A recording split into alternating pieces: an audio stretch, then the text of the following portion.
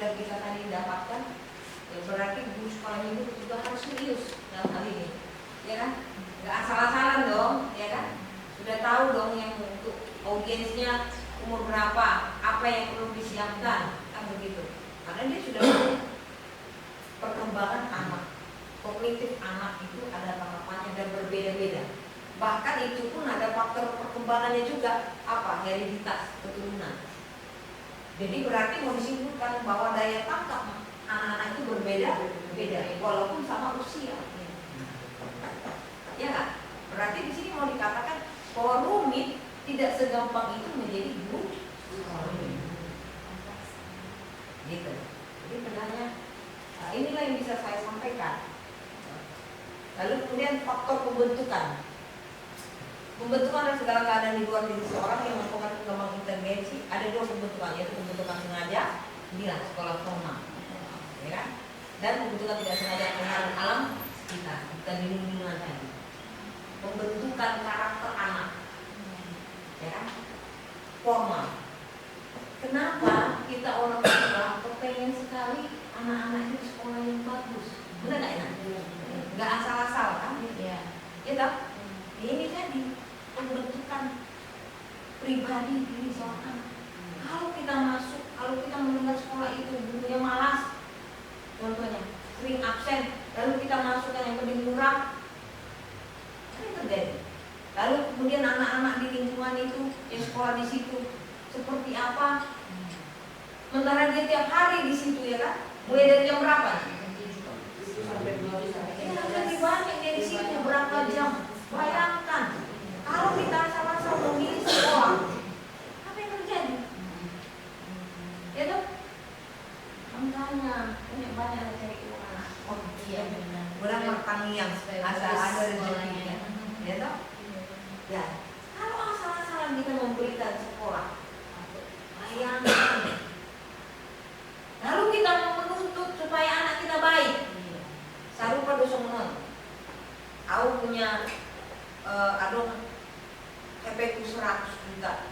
Itu mau mobil alay, mau mobil ini yang mobil Fortuner. Hah? Itu sama kan? Maksud dia kan enggak? Enggak kan? Mustahil kan? Iya, itu. Dengan anak juga begitu. Jadi enggak boleh sembarangan kita memasuki anak gitu. Saya pengalaman saya, anak-anak saya bukan kayak orang kaya, pendeta pula uangnya. Dari kecil mereka saya buat SD TK itu Katolik. Saya tahu ya, nah, kalau Katolik dasarnya TK ini ya Katolik. Tujuan saya apa? Bukan supaya dibilang hebat, ya kan? Bukan karena saya orang kaya, bukan karena orang kaya berduit, tetapi saya mau dasar pendidikan mereka, disiplinnya. Mulut Katolik kan bulan bertugas, sehingga tidak ada waktu untuk bermain. Nah itu yang saya lihat, ya kan? Ya kan? Ya. Lalu ketika dia sudah SD, SMP, saya katakan kamu carilah SMP yang berkualitas, negeri, yang favorit untuk dapat inang, termasuk SMA. Karena dari SD tadi sudah terbentuk itu. Ya, itu artinya itu salah satu contoh. Jadi dia suka belajar, tidak suka bermain, sudah dibentuk, ya kan? Ya, suka memanfaatkan waktu yang ada dengan apa? Terbiasa dia berpikir, ya kan? Disiplin. Kita nggak capek. Nah ini tadi. Lalu pembentukan tidak sengaja pengaruh alam sekitar, lingkungan tadi. Lalu kalau lingkungan mereka bermain, kita biarkan lingkungan bermainnya yang tidak mendidik, anak-anak yang biasa ngomong kotor, bisa kita, ya kan? Suka nonton, suka apa? Makanya orang tua harus bertanya siapa teman. Kan itu kan? Bisa didongamu. Kita harus pelajari. Kita belajar dari tangan Tuhan, ya. Belajar. Jangan cuek. Jangan cuek. Oh, ada pemikiran kalau anak-anak biarin aja sadar sendiri. sendiri, toma bangun do gitu. Bangun do walaupun apa katanya. Kita kan diberikan apa satuan ajarannya, temanya apa, satuan ajarannya apa, tujuannya apa. Karena harus mulai dari situ. Jadi terarah, terukur semua pengajaran itu, nggak seenaknya. Gitu. Iya, tidak melenceng daripada apa yang kita ajarkan. Lalu dibedakan dalam itu pun juga harus ada tujuan umum dan tujuan khusus. Begitu kira-kira. Karena akan kesini larinya semua arahan daripada psikologi A dan A. Kita yang pelajari siapa sih yang kita ajarkan, audiens kita siapa sih? Ya jangan pula kita mengajar anak-anak umur 7-11 tahun, ya sama kan dengan anak-anak itu tidak bisa. Ini tadi sudah bisa mereka berpikir mulai kognitifnya ya, membayangkan sudah bisa, mengingat pun sudah bisa. Nah sudah bisa lagi buat kayak hafalan, ngebuyon, tapi jangan panjang-panjang, pendek-pendek aja, ya kan? Pendek-pendek aja, terus panjang-panjang. Karena dia sudah mulai mengingat. Misalnya kalian sudah bisa ya di sini kan, sedikit ya kan, tambah-tambahan dulu kan, banyak kalian. Kalau 7 sampai 11 itu mah udah SD kelas 5 udah dalam banget kan? Iya, udah dalam banget. Udah dalam banget ya. Bentuknya, bentuk pengajaran pun sudah berbeda. Seharusnya itu udah dibagi berapa orang lagi? Iya, ada beberapa orang lagi. Iya, ini artinya umur 7 tahun dan 11 tahun udah nggak bisa sama juga. Tidak bisa sama juga, tapi yang intinya mereka sudah tahu mempertahankan ingatannya. Itu udah bisa mereka dikasih materi yang agak berat sedikit. Agak berat. Tidak hanya alat peraga, kita yang mengajar kayak begini itu memang nggak masuk dia kan kayak anak-anak. Dia udah nggak mau cerita, kayak anak-anak. Aku kan sudah dewasa, ya belum dewasa. Iya kan? Saya kan sudah dewasa. Iya. Lalu di usia 7 atau 8 tahun seorang anak akan mengembangkan kemampuan mempertahankan ingatan terhadap substansi. Nah ini dia ya. Jadi dibagi 7 sampai 8 tahun ya. Lalu di usia 9 atau 10 tahun kemampuan terakhir dalam mempertahankan ingatan mulai diasah, yaitu ingatan tentang ruang. Nah ini dia. Ya. Nah, tentang ruang. Sebenarnya anaknya tidak tahu mau hal itu, tetapi orang tuanya sepertinya memaksakan diri untuk aja boleh tampil lah ya, anak orang sana mati begini, dia pengen juga memaksakan anaknya tampil begoda-begoda. Menyangkut soal talenta, pengembangan talenta, skill anak. Kita di sekolah minggu itu ada keterbatasan, ada tujuan. Ya. Tujuan kita utama di sekolah minggu melayani bukan mengembangkan talenta anak, bukan. Tetapi kita mengenalkan supaya mereka tahu ya tentang Tuhan, tentang Allah yang mengasihi, bagaimana juga mereka belajar mengenal dan mengasihi, cinta, ya kan? Jadi soal talenta tadi, kalau itu kadang-kadang kami menemukan orang tua itu sulit kita untuk memfasilitasi untuk semua itu karena keterbatasan tadi ruang dan waktu kita yang ada di sekolah ini. Jadi saya juga kadang-kadang kenapa sih orang tua ini kalau memang anaknya mau pakai talentanya terekspos, ada mungkin lembaga pendidikan sekolah mereka yang lebih bisa untuk mengembangkan itu. Kan jelas-jelas kalau di sekolah minggu itu tadi tujuan utama bukanlah mengembangkan talenta tadi, ya. Tetapi mungkin talentanya akan terekspos juga jika kita mengikuti pertama ya dia dengan mencintai di sekolah ini kegiatan lomba-lomba dan lain itu sih kalau saya perhatikan kadang-kadang makanya yang sepertinya orang tua anak yang kadang-kadang manja orang tuanya sampai miring-miring melihat kita karena kita tidak memberikan ruang, padahal kan bukan tidak memberi, mungkin ada saatnya momennya di mana anak itu harus kita bisa berikan ruang mereka berekspresi dengan mengembangkan apa sih yang dia pengen juga tampilkan dari diri itu sih.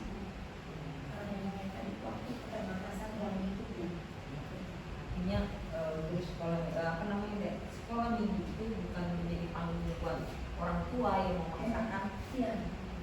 supaya anaknya ambil. Iya. Nah ini harus diberikan pengertian ya kepada orang tua ya, juga kepada anak-anak juga. Artinya kita bisa melihat kemana sih minat mereka, bisa kita lihat ya. Bisa kita lihat, misalnya kita mengandalkan lomba storytelling contohnya, storytelling kan, ya kan? Anak-anak tidak semua bisa. Lalu orang tuanya dengan semangat maksa. Nah ini diberikan pengertian kepada tugas kita di sekolah ini. Bukan kita tidak memberikan kesempatan, tetapi di anak tidak boleh dipaksa. Ya, mungkin minatnya dia suka storytelling ya kan? Mungkin ada di kegiatan sekolah minggu yang lain yang dia minat, ya kan? Itu aja diberitahukan. Bukan persoalan wah hebat ini. Itu tadi nanti kembali kita seperti ini. Dia tertekan, tidak bebas. Bahkan kalau malahan kita mau daerah gereja ini justru harus tempat dia bebas, ya kan? Aman, nyaman bagi dia, ya kan? Bukan ketemu lagi dipaksa-paksa. Nah, gitu. Dan berjalannya waktu ya, ini mana yang lain ini? Mungkin sibuk membiarkan diri mata. Matanya sebentar dulu, teman-teman. Yuk sini dulu. Mata sih mata bumi. Oh ya, sebelumnya saya minta maaf kalau ada kekurangan yang mulia. Ini aku tanya Teman-teman, Ya boleh. mungkin kasus khusus atau agak melenceng gitu. Nah, seperti tadi perkembangan anak-anak itu kan mulai dari 2 tahun ke atas lah. Aku punya bere. Jadi dia emang menurut itu lancar banget gitu, dia pintar banget kan. Karena kalau mamanya bilang Tuhan Yesus marah, Tuhan Yesus kan dia gitu. Tapi bukannya dia jadi nakal itu bukan. Cuman yang mau tanya dia suka begini. Kan kalau kamar itu kan 4 sudut. Ya. Jadi dia di sudut-sudut itu ya kan mamanya takut atau apa. Dia punya apa seperti seolah-olah ada orang lain.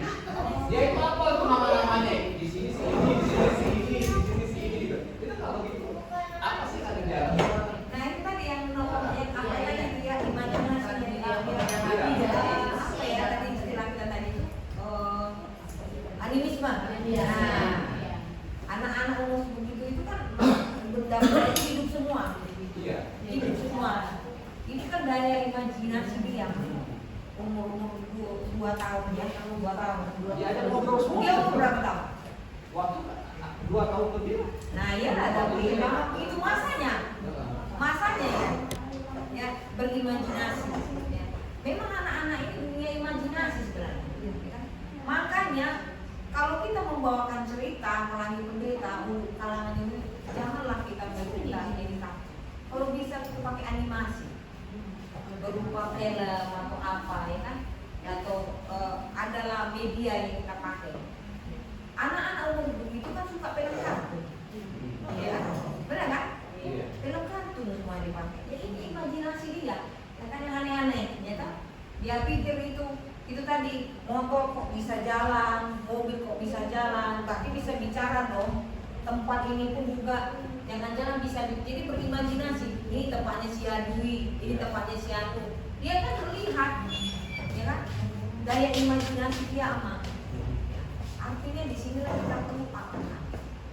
Ya kalau kita paham, kita mempelajari psikologi anak, maka kita arahkan anak-anak ini, ya kan? Yang dia lihat itu siapa, ya? Ya toh? Kita arahkan dia bahwa kalau dia bilang itu, oh ini adalah benda mati. Coba deh kita ajakkan diajak berlogika. Diajak berlogika. Ini tidak ada apa-apa, coba ditampilin deh, ya kan? Dia ngomong nggak? Enggak kan? Kamu lempar juga nggak apa-apa. Coba kamu dilempar sakit kan? Nah, berarti ini yang dia pikirkan itu adalah tidak tepat, tidak benar, tidak logis. Jangan kita marahi dia. Kamu gitu. Patah gitu. Ya. Tapi kita ajak dia berpikir logis. Coba kamu duduk di sini, ya kan? Apa namanya dia ngomong nggak? Enggak kan? Ya kan? Lalu kita ini pukul dia, ngomong nggak? Enggak. Itu artinya dia benda mati. Tidak ada apa-apa, kamu apain itu dia nggak apa-apa, ya kan? Coba saya cubit tanganmu. Sakit kan? Iya mas sakit karena kamu makhluk hidup, ya kan? Ya kan? Punya perasaan, punya rasa. Coba ini. Jadi artinya di dalam umur itu umur 2 tadi 2 tahun itu penjelasan. Ya, pengarahan itu ada dijelaskan. Karena memang banyak orang tua males ya kan melayani. Ulang nih pertanyaan begitu kan? Capek, ya kan? Padahal hidup dengan anak-anak tidak boleh capek emang. Ya kan? Memang mengajar anak-anak yang begini kita butuh perhatian khusus. Tidak sekedar kita tidak semua sabar. Tidak ada yang bisa sabar semua. Betul nggak? Nggak sabar, ya kan? Makanya guru TK itu mahal ya emangnya. Pembayarannya mahal guru TK daripada guru SD, ya kan? Bermacam-macam. Iya, tahu saya mahal. Karena apa repot? Banyak banget pertanyaannya. Dan dia harus mengarahkan dengan benar. Dari rumah dia nangis, bakal nangis sampai pulang. Nah terus lah itu, ya kan? Kurang sesajen mungkin dari rumah ya sampai ke bawah sampai pulang. Jadi kita bilang kurang sesajen itu dia. Kurang sesajen apa? Iya bu, bangunnya tadi dia masih gini. Oh itu udah tahu. Kadang-kadang kita mau tidur lagi. Iya tidur udah tidur. Nanti kalau udah tidur dia bangun, bu tugas saya mana? Udah aman. Nah itu kesabaran dan memang ekstra kalau dia guru ini khusus ya guru yang 0 sampai 10 juta luar biasa. Oke itu aja dulu saya Mama. Ya masih sederhana pengajarannya masih sederhana, jangan terlalu berat sekali, dia akan lelah ya kan. Masih ringan aja 1 tambah 1 sama dengan 5 ya kan. Tidak juga bilang Ya. kalau di sekolah udah lebih dalam. Lebih dalam sekarang. Iya. Sudah kayak udah mencari kolom. Kalau Janet itu sebenarnya belum waktunya. Waktunya tapi di sekolah Dipaksakan. mulai Makanya anak-anak banyak stres. Benar. Sebenarnya anak-anak banyak. Kurikulum kadang-kadang tidak disesuaikan dengan perkembangan jiwa anak. Padahal kurikulum itu harus menjawab sesuai kebutuhan anak. ya sampai 10 udah kolom. Udah sampai di sekolah. Makanya. Nah, 9 sampai 10 tahun dia tentang uang. Ini kali-kali berapa udah tahu dia. Udah kolom udah Nah, sampai dari 10 udah. Nah, ini ya kan?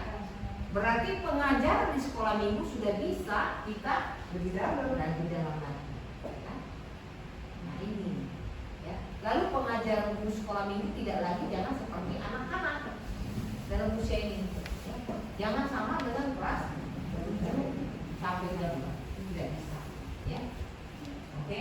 Dalam tahap ini anak-anak juga belajar melakukan pemilahan, klasifikasi dan pengurutan. Nah ini dia pengurutan. Ya, sudah bisa pengurutan. Ini kecil, besar, udah tahu. Nah, ini.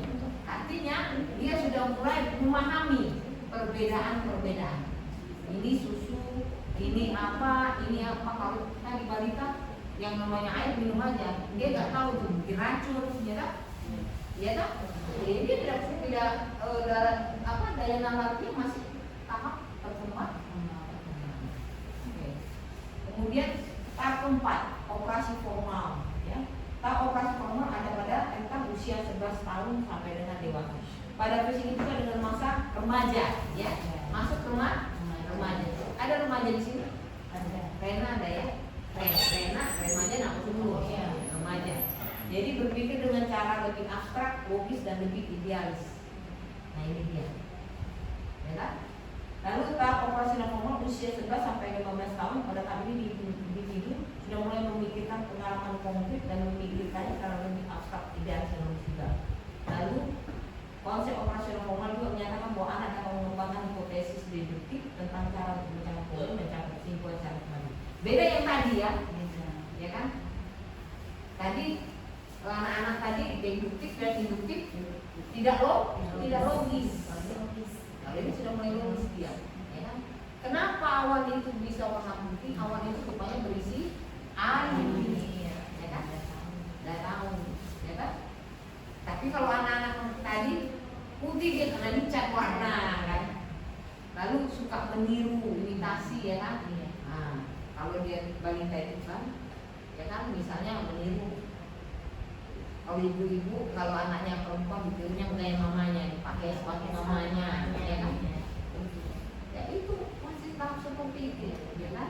Pakainya baju mamanya, pakai sepatu mamanya, baju Pesta. ya nggak pesta. Ya, masih seperti itulah apa? Tapi kalau sudah masuk ini, sudah mulai sempurna. Tidur ya. Ya, kita bagi diri dulu sebentar sebelum nanti kita sambil kita semua. Semoga dari apa yang kita dapatkan dari narasumber kita, aman kita 2 orang dan Ina. Ya, setidaknya kalaupun kita semua tidak bisa 100%, sedikit demi sedikit mari kita lakukan sehingga yang sedikit demi sedikit nanti menjadi lebih baik, lebih banyak lagi buat peningkatan untuk pelayanan kita di ibadah sekolah di sekolah minggu. Kita ada satu pujian, seksi kami juga yang berlelah-lelah ya membantu kita di sekolah minggu. Kiranya ya yuk kita kerjasama lah semua buat kebaikan anak dan semua buat kemudian Tuhan. Kerja buat Tuhan.